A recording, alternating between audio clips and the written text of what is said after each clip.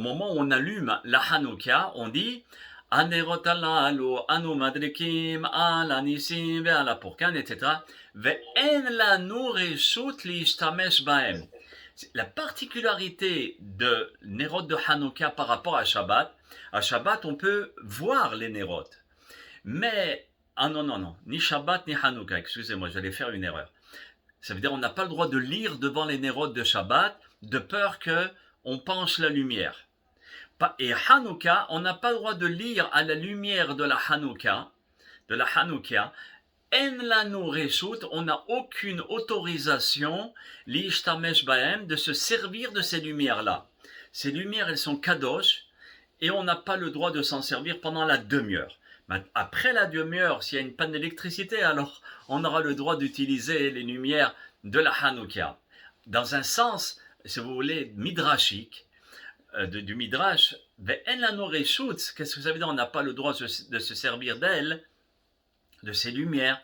Les lumières, c'est pas seulement les lumières de la Hanouka, c'est les lumières du Am Israël.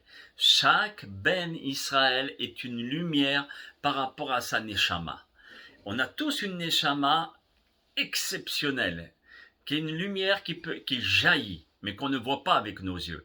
Alors, ici, quand on allume les lumières de la Hanouka, c'est comme si on allumait les Nerot, ça veut dire les Neshamot du Am Israël, mais on n'a pas le droit de se servir ni de la Torah, ni du Am Israël.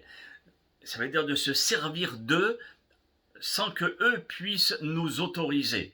Donc c'est ça, si vous voulez. Pendant la demi-heure, on n'est pas autorisé. Après la demi-heure, on a l'autorisation de se servir de ces lumières-là. Vous voyez? C'est pour ça qu'on dit Anerot alanu kodesh hem. Ça veut dire ces Nerot-là, ils sont kodesh. Ça veut dire ils sont saints. Et indirectement, ça fait un remèze, une insinuation pour le Ham Israël, d'apprendre à ce moment-là que tout le Ham Israël est saint et de faire attention comment on se comporte avec eux.